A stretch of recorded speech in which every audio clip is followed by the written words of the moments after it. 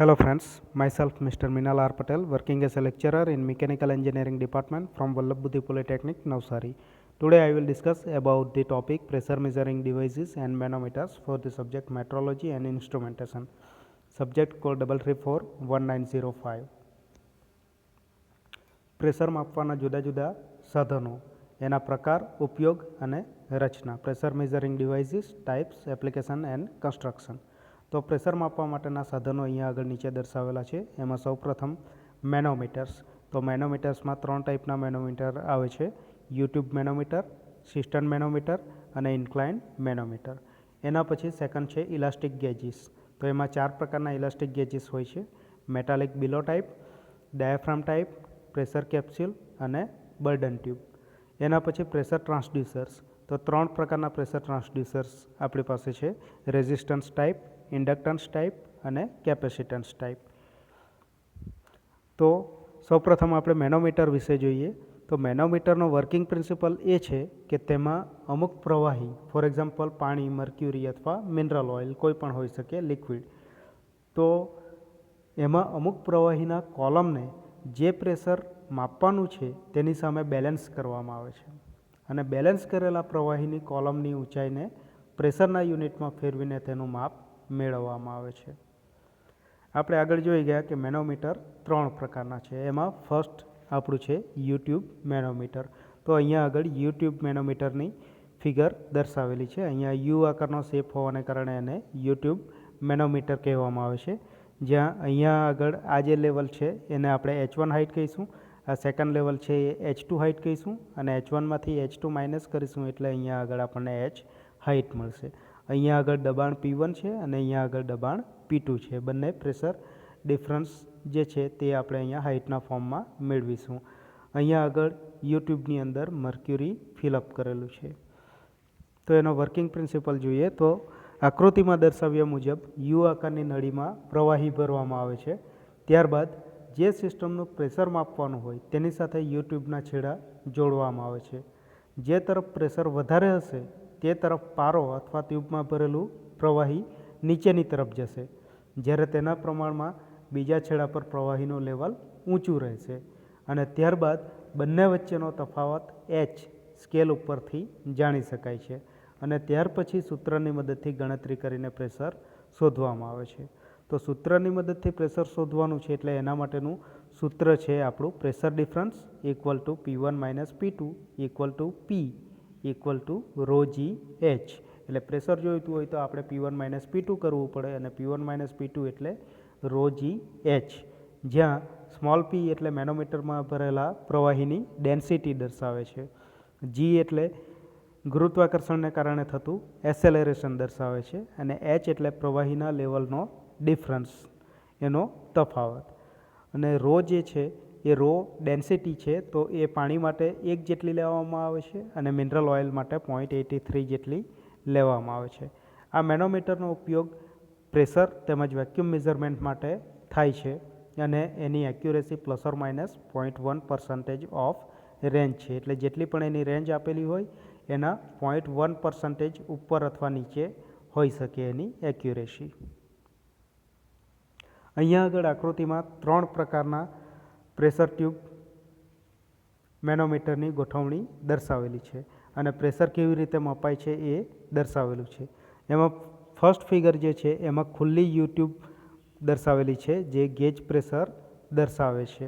અહીંયા આગળ ખુલ્લી યુટ્યુબ છે એ ગેજ પ્રેશર દર્શાવશે, અને બીમાં પણ ખુલ્લી યુટ્યુબ છે એ વેક્યુમ પ્રેશર દર્શાવશે. જ્યારે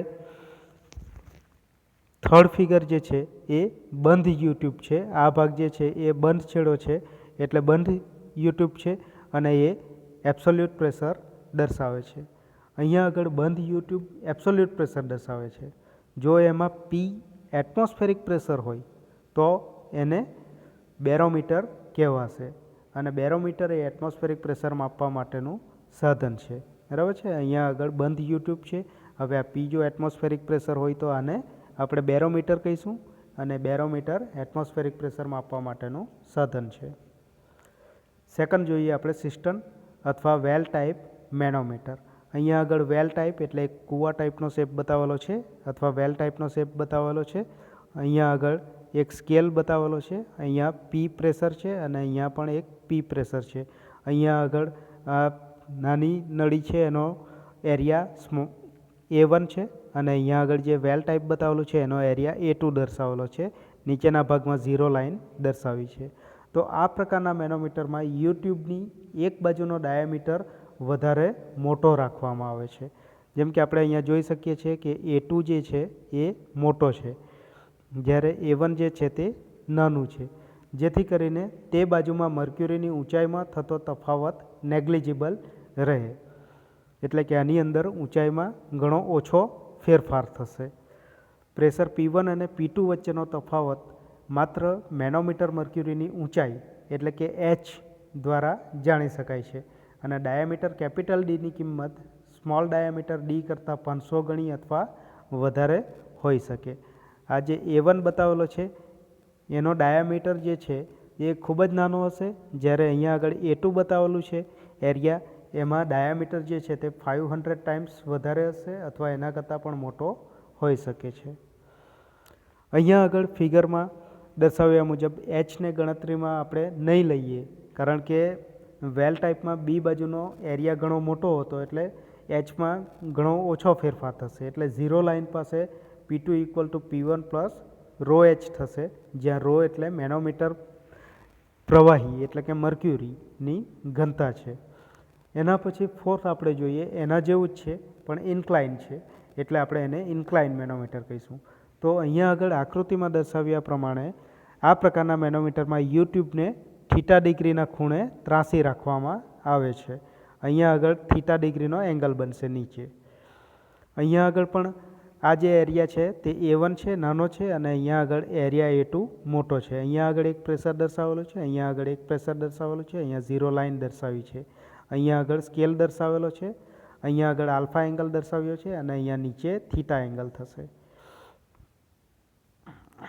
તો આના જેવી જ ફિગર અહીંયા આગળ છે. તો એના પરથી આપણે જોઈએ તો યુટ્યુબને આ પ્રમાણે રાખવાથી સરખા પ્રેશરના તફાવત માટે અહીંયા આગળ સ્કેલ પહેલાં કરતાં લંબાઈમાં મોટો જોવા મળે છે, કારણ કે આપણે ક્રોસ ત્રાંસું રાખેલું છે. અહીંયા પણ એ સાઈડનું પ્રેશર વધારે હોવાથી પ્રવાહી નીચું જાય છે, જ્યારે બી સાઈડનું પ્રવાહી ઉપર રહે છે. ત્યાર પછી સૂત્રની મદદથી પ્રેશર શોધવામાં આવે છે. એટલે પહેલાંની જેમ જ અહીંયા પણ ઇક્વેશન થશે P1 - P2 = small p = ρgH, અને આની એક્યુરેસી ±0.5% ઓફ રેન્જ હોય છે. એટલે કે એની જે પણ રેન્જ હોય છે એના કરતાં +0.5% ઉપર હોઈ શકે અથવા 0.5% ઓછું હોઈ શકે. મેનોમીટરના ફાયદા અને ગેરફાયદા વિશે આપણે જોઈએ તો એને ફાયદામાં જોઈશું તો રચના અને ઇન્સ્ટોલેશન સરળ છે અને કિંમતમાં પણ સસ્તું છે. વાઇબ્રેશન શોકની અસર એના પર નહીવત થાય છે. જુદી જુદી ઘનતાવાળા મેનોમીટર પ્રવાહી વાપરીને સેન્સિટિવિટી તથા રેન્જ બદલાવી શકાય. નાના પ્રેશર તથા નાના પ્રેશરના તફાવત માપવા માટે અનુકૂળ છે.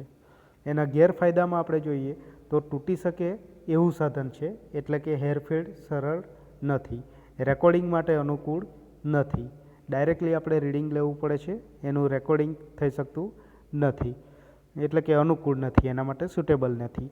તાપમાન અને ઊંચાઈઓની અસર રીડિંગ પર થાય છે. લેવલિંગની જરૂર હોય છે, એના પર ટેમ્પરેચર અને હાઇટ પણ અફેક્ટ કરે છે અને એમાં લેવલિંગ કરવું પણ જરૂરી છે. હવે જોઈએ આપણે એની લાક્ષણિકતાઓ. તો મેનોમીટર માટે આપણે જે પણ લિક્વિડ યુઝ કરવાના છે, ફોર એક્ઝામ્પલ આપણે પાણી લઈશું, મિનરલ ઓઇલ લઈશું કે પારો લઈશું, તો એની લાક્ષણિકતાઓ શું હોવી જોઈએ? તો સૌપ્રથમ એની વિસ્કોસિટી ઓછી હોવી જોઈએ, થર્મલ એક્સપાન્શન કોએફિશિયન્ટ ઓછો હોવો જોઈએ, વેપર પ્રેશરની કિંમત ઓછી હોવી જોઈએ, મેનોમીટર ટ્યુબની દિવાલને એ ચોંટે નહીં તેવું હોવું જોઈએ, એનું સરફેસ ટેન્શન અને કેપિલરી અસર એકદમ નગણ્ય હોવી જોઈએ, એકદમ અવગણી શકાય તે પ્રકારની હોવી જોઈએ કેપિલરી અસર. એ નોન કોરોઝિવ હોવું જોઈએ, નોન પોઈઝનસ હોવું જોઈએ અને સ્ટેબલ હોવું જોઈએ. એટલે કે કાટ ન લાગે તેવું હોવું જોઈએ, ઝેરી નહીં હોવું જોઈએ અને એની કન્ડિશન જાળવી રાખે એ પ્રકારનું સ્ટેબલ હોવું જોઈએ. Thank you.